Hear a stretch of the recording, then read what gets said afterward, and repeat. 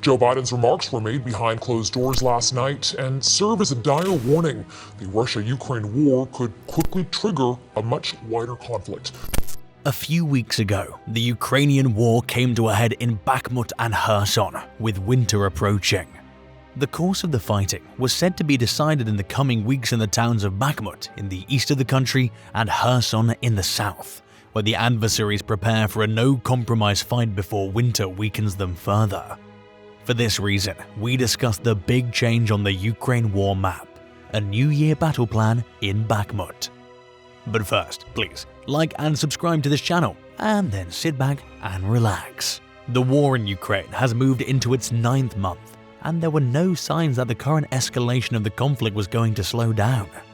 Russia has retaken the initiative with its massive bombardments of civil and military infrastructures, and is focusing its offensive on Bakhmut, a small town in Donbass whose capture would allow the Russian army to conclude the occupation of this region.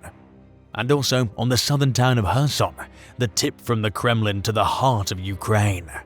The incessant Russian war activity in recent days is causing obvious concern in Kyiv, where the arrival of winter is feared with the highly damaged electricity center, and in the west, which is verifying how the shipment of arms to the Ukrainian army has not subdued the invading forces. This concern was evident this week in the United States, where a progressive group in the ruling Democrat Party called for direct negotiations with the Kremlin. Putin ruled out a nuclear attack and trusts in his conventional weapons.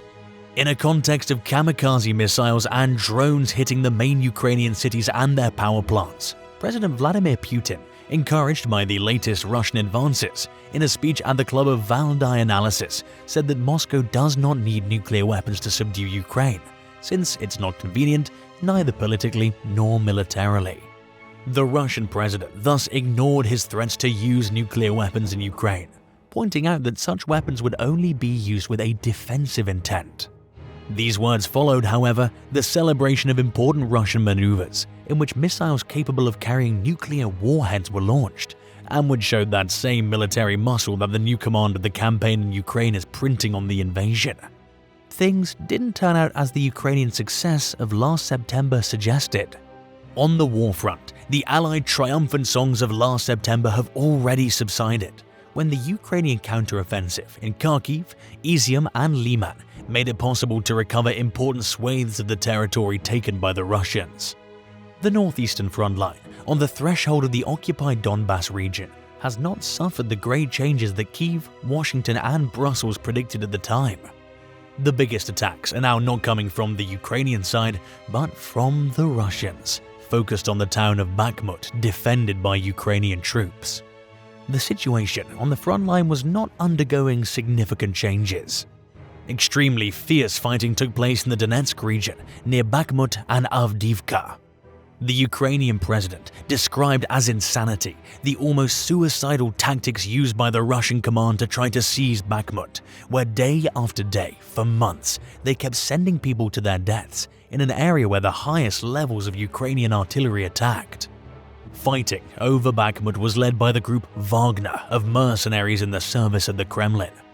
As the group's founder, Yevgeny Prigozhin, indicated in a press release, Wagner's units are advancing relentlessly day by day towards that small city, the key to the fate of the war in the Donbass area. Bakhmut, the key to Donbass.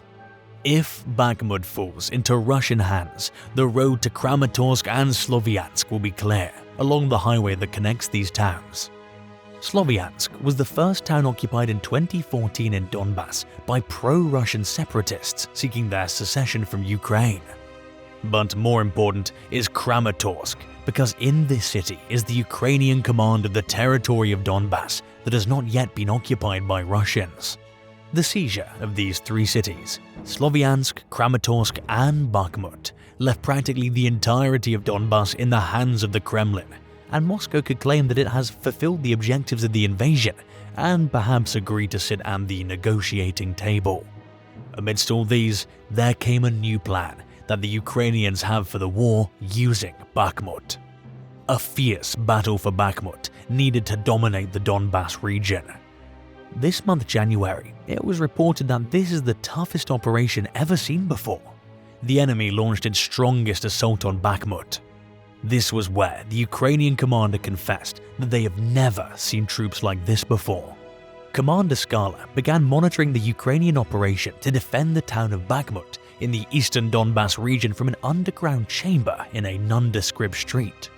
It is one of the main command centers that the Ukrainian army has established in Bakhmut city, and few journalists have been here. For 100% security, and watch out, a tall, stocky man with bright eyes keeps watching a large screen in the center of the room as a live feed of a drone hovers outside the eastern edge of the city. One of the battalion units is trying to detect the location of the Russian positions to help another unit that's just come out to defend the eastern entrances to Bakhmut, which are under attack. In addition to the Russian armed forces, thousands of mercenaries from the private Wagner paramilitary group have been sent to the Bakhmut front. Commander Skala announced that Wagner's soldiers are openly advancing under fire towards them, even if their bodies are scattered on the ground, even if out of 60 people in their platoon there are only 20 left. It is very difficult to resist such an invasion.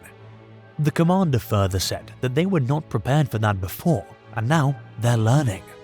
He also stated that a few weeks ago they lost positions on the eastern approaches to the city because the enemy was constantly attacking them. They moved to the secondary front lines to save their soldiers, and now they're trying to work smart and get those positions back. Sometimes you have to pull back to attack the enemy properly. Wagner's leader, Yevgeny Prigozhin, has said that the Ukrainians turned every house in Bakhmut into a fortress and that there are now 500 lines of defense. Ukrainian strategic plans. After losing territory in Ukraine in recent months when it was driven out of Kherson in the south and the Kharkiv region in the northeast, Russia has been using all of its strength to attempt to seize Bakhmut, a battle that's viewed as crucial for the country. The Russian government's aim of occupying the whole Donbass region in eastern Ukraine is advanced with the capture of Bakhmut. Muffled explosions were audible on the surface during this time. As soon as you step outdoors, you can hear the terrible whoosh of shells as they fly by, followed by the deafening thud of contact. Additionally, the sound of the falling bombs never ceases. There are times when it feels like the end of the world, as one citizen put it. Bombs blew off building facades, tore through apartment complexes, and left craters on the sides of roadways. In Bakhmut, it was challenging to locate a window that was still intact. Debris and shattered glass are all over the ground. This was a previously sleepy, commonplace East Coast village famous for its sparkling wine. It is now equated with conflict and resistance in Ukraine. Although it's located at an important intersection, the battle here has acquired symbolic significance throughout the months. Volodymyr Zelensky, the president of Ukraine, has referred to it as the fortress of our morale. Bombs every day. Before the battle, there were slightly over 70,000 residents of Bakhmut. 10% of its original population is now largely elderly or low income. Numerous civilians are present at an aid facility, referred to here as a resilience center, while the streets are practically deserted. It has Wi-Fi and energy from Elon Musk's Starlink satellite network. Small parcels of food, medication, and other necessities are distributed by volunteers. The room is kept warm by the wood stove in the middle. This is the Bakhmut people's lifeline. Many people gather around to charge their phones at the power outlets. People don't flinch even when the shells land a few hundred meters from the center, which is astounding. They appear to have become numb from daily run-ins with explosives. We hope the Ukrainians safeguard their country, since they've now planned to be ready for it. But the trauma is obvious on many faces and may not be forgotten for a lifetime.